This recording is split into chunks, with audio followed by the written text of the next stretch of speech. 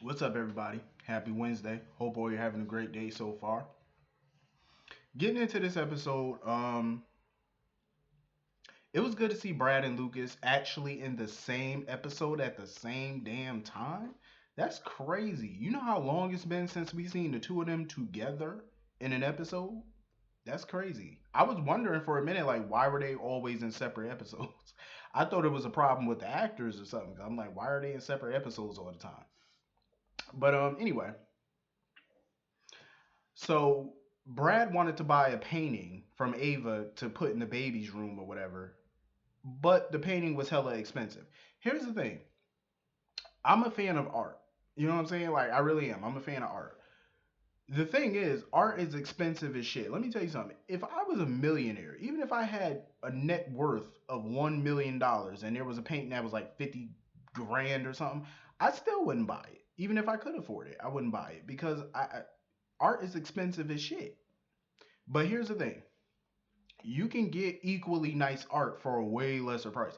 Like I remember a few years ago, I bought a what was it? An Al Pacino painting, Scarface. It was like a Scarface painting I bought. I got that paint. It was a beautiful fucking painting. I got that painting for $20. When I hung it on my wall, people literally thought I paid at least a few $100s for that painting. I never told them how much I paid for it. They just assumed that I paid a few $100s because it was a beautiful freaking painting. And you know paintings are expensive. But I never told them how much I paid for it. Even to this day, I never told anybody how much I paid for it. I just let them think it was expensive. So that's what I'm saying. You can buy paintings that are cheap. I don't believe in spending thousands of dollars or even hundreds of dollars on no painting, especially when you can get one for $20, $30 that look equally as nice as the ones that cost more. You know what I'm saying? I don't believe in that stuff. I find it ridiculous. People think expensive is better. No, it's not. Cheap is better. Like I ain't going in debt over no little trinket. What I look like. Um, Something is fishy about this whole baby situation. Like Brad and Lucas are adopting a baby, and Brad said that the baby will be here around the same time Nell gives birth. It was something about that that seemed a little off to me when he said that. I'm like, what's about to happen? I have this weird feeling we're in for a baby switch. I have that feeling. It's something in me that's telling me something ain't gonna go right with somebody's pregnancy. A lot of people was thinking Maxie's pregnancy and Nell's pregnancy, they were gonna switch babies. But the funny thing is, you got three of these people having kids. Brad and Lucas are having a baby around the same time. Maxie, Nell are having kids. Something ain't gonna go according to plan for somebody. I'm sure of it. I'm sure somebody gonna get double crossed in this whole thing. I'm sure of it. Because when have we ever had a pregnancy that didn't go wrong or a baby that wasn't switched? But I definitely feel it. Oh, I definitely feel it. Um, Kim was getting on my nerves today. Let me tell you something. I get it. 2 months ago when the earthquake happened, she thought she was gonna lose Oscar. I get that, but she babies him way too much. Like you cannot baby this boy. He's 15 years old, 14, 15. He's a teenager. I could tell you right now, as a guy, we do we do rough shit like football. As a kid, I got banged up so many times. It's like, come on. I remember, remember the yo-yo? When I was like 6 years old, the yo-yo broke and there was like a nail sticking out of the yo-yo. I fell off the couch and my knee ran into that yo-yo, into the screw of that yo-yo. And I cut my knee open. Not totally open, but I cut it. So it was bleeding and stuff like that. I didn't have to go to the hospital then because it wasn't serious. It wasn't ultra serious. I think I still got the scar on my knee from that. See, that's what I'm saying. As a guy, like we get banged up. We do rough shit. We play rough. We do things like this is what we do. She needs to stop babying this boy. That's why I'm glad, Oscar has Drew. Because Drew can teach him all the things a father is supposed to teach his son about manhood, about, you know, everything that you're supposed to teach your son. You know what I'm saying? Like how to be a man. Kim just babies him way too damn much. It's like stop smothering the boy. Like he's a boy. Calm down. Like damn, like she's so worried about him getting hurt. And I get it, as a parent you worry about your kids, but she's overbearing a little bit. Like you're way too worrisome. Just because he twisted his knee, talking about he gonna try to act like Drew too much because Drew is a manly guy. Well, there's plenty of men out here that's macho and manly and stuff like that, but it's like, come on, calm down. This is what we do. Like, relax. It ain't like he out here riding on some motorcycle without a helmet or something. Like, calm down. He twisted his knee rehearsing at the nurse's ball. Like, she's like going ape shit for nothing. It's like, calm down, woman. I really want to know, like, what are they planning on doing with Julian and Kim? Like, what's the diagnosis on this relationship? Like, what are we doing with them? I just want to know. Um, I feel like Drew definitely. So now all of a sudden, Drew wants to get back in the game of getting his memories. So his first phone call is to Dr. Maddox. I don't know why. It's like I don't know what he thinks Dr. Maddox can do for him. He thinks that Dr. Maddox can reverse the brain mapping thing. Get his memories back or whatever. Didn't they already try that before? Dr. Maddox said that he couldn't do that. I think they already tried. His best bet is to find that damn hard drive, that flash drive with his memories on it. That's your best bet. And to do that, you're gonna have to join the search of Heinrich. That's like one of your best bets. That's your safest bet. Get the flash drive with your memories on it. It's the best I can tell you because I don't think Dr. Maddox can give him his memories back. Because Dr. Maddox did say that he couldn't do that because he doesn't remember the formula bit by bit. So I don't see how he's going to be of any help. But I'm glad that Drew is looking into his past finally because it's about time that he does. It's like, how would you not, why would you not want to know? Like he says, before he wanted updates and he wanted to know, but you're not like actively doing anything to find this information. You're not doing anything up until now. And it's like, come on, you could have done this months ago. You waited till now to do it. I'm just saying, but I'm glad he doing it though. You know. So anyway, Jocelyn is annoying. She is so naive. It's so funny how she went up to Carly and told Carly how Michael's gonna make his own decisions and there's nothing you can do about it. Here's the thing. She's a hypocrite because just a few days ago she was telling Michael, badgering him about him being back with Nell. Oh, you need to get back with Nell. But yet you tell your mother that he got to make his own decisions. Why didn't you take your own advice days ago when Michael told you to back off? You kept badgering him about giving Nell another chance. Jocelyn need to go sit down and stay out of grown people business. I'm just saying, like, you are a child.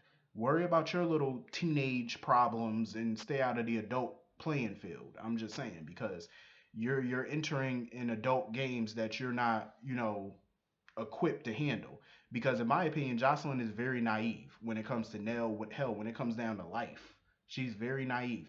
And this is the problem with some parents. It's like they coddle their kids so much, like they, because you coddle them to the point where they don't know about the world, where they're not going to be equipped to handle the world when they get older because they're not street smart or savvy enough to do it because you're not teaching them as teenagers, which you should be doing, because that way they know bullshit when they see bullshit, they know bullshit when they hear bullshit.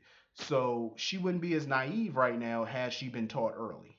It's still time to teach her because she's 14, so there's still time, for Carly to wisen her up. But I do blame Carly and them because they don't tell her everything. You know what I'm saying? And I can kind of understand why they don't because they still think of her as a child, which she is, but she's a young adult though, basically. Not young adult in terms of like she's old enough, but she is 14, 15, so it's like, come on, she's old enough to know some of this information. You know what I'm saying? So that way she's not so naive towards people. You could teach her a thing or two about life. You know what I'm saying? Like stop letting her be in the dark about everything. Um Sonny is irritating to me because it's like he does not support Carly in nothing. Everything Carly going through, he just don't support it. It's like now he trying to tell her maybe she should go down to Puerto Rico and relax, take a little vacation or something. That's not really the answer to the problem. You know what I'm saying? Like it's really not. And it's crazy because I said this before. He's been married to this woman off and on for 20 years. You don't know your wife by now? Like if Carly says she smelled Morgan's perfume, somebody knocked the picture down, somebody was in her house, why would you not believe her? I understand there's no proof to back up nothing she's saying, but you should know this woman better than anybody. And it's a shame that his best friend knows his wife better than he does. And he's been married to this woman 5 times, had children by this woman, and you still don't know her that well after all these years. You should know Carly doesn't make up shit like this. I mean, come on, it's not her MO. He should know this. Like, seriously. I just hate how he talks to Carly like she's crazy. He looks at her nowadays like she's crazy. Every time he look and talk to her, he pacifies her like she's a child. He just looks at her like, he trying to figure out what to say to not piss her off. You know what I'm saying? But he also talks to her in a condescending way. Like, I just don't like it. It's like, bro, you should know your wife better than this. I mean, come on, bro. So anyway, I don't blame Lucas for not wanting to go to that baby shower. I don't blame him. He don't see this is what I'm talking about. Lucas hasn't really been on screen as much, but even he's not naive to Nell's bullshit. Even he don't like Nell. You know what I'm saying? And what I want to know is when did Nell and Brad become besties? Like when did they become buddy buddy? Since when? It seemed like that friendship came out of nowhere. Cause I'm like, since when is Nell and Brad? Cause we barely seen them together, if ever, until recently. So I'm like, when the hell did they become besties? Like, since when? And she trying to tell Brad that he should put the painting on a baby register so that way Sam or somebody who rich could go buy it for him. Like I said, I don't give a fuck how rich you are. I'm not buying no expensive ass painting like that. Are you crazy? I don't know. You better go get you a nice little painting for like $20, $25 and call it a day. It's it ain't like the baby gonna know the difference. Hell, it's a baby. They don't know nothing about art. I understand you want a nice painting to go into the nursery and stuff like that, but you can get a nice painting for very cheap. It's like, why do you need to spend so much money? But Brad was like he couldn't afford it or whatever, but Nell want him to get it on the baby registry so that way Sam or somebody could buy it since Sam is rich. Like I said, I don't give a shit how rich you are. So what? Sam's rich, but even she don't flash money like that. She don't buy expensive stuff, and she got money to buy it, but she don't. That's just how Sam is, and I like that, because I'm the same way. Like even if I did have that kind of money, I wouldn't do it. I'm a cheap person to an extent. Um, Ava, I swear, Ava needs to get the upper hand on this bitch. I'm just saying, she definitely needs to get the upper hand on Nell. So Nell wants Ava to, she bought a baby gift for herself that she wants Ava to bring to the baby shower as a gift for Nell. Yeah, it sounds crazy, I know. Ava need to turn the tables on her. I'm just saying, like Ava is sitting here letting this girl blackmail her. I'm like, girl, turn the tables on this trick. I'm just saying, turn the tables. I feel like that's what's gonna happen. Nell thinks she's winning. You're winning for the moment, cause what her plan is something about that baby blanket. I don't know what is a maybe it's a a reference to Morgan or whatever that Carly would understand. I don't know, but she's hoping that that baby blanket will set Carly off at the baby shower in front of everybody. She wants Carly to lose her shit in front of everybody at the baby shower so that way to look like she unhinged in front of the whole room. Michael, Monica, everybody. She wants everybody to see how unhinged Carly is. I don't think that plan is gonna work. I have a feeling that something gonna happen to turn the tides, and it's about time that the tables are turned on this witch. Cause I'm like, she's getting a little too arrogant and a little too cocky for my taste. Like I said before, I love the fact that she's pissing off Carly, but this plan ain't gonna work. It won't. It will not work.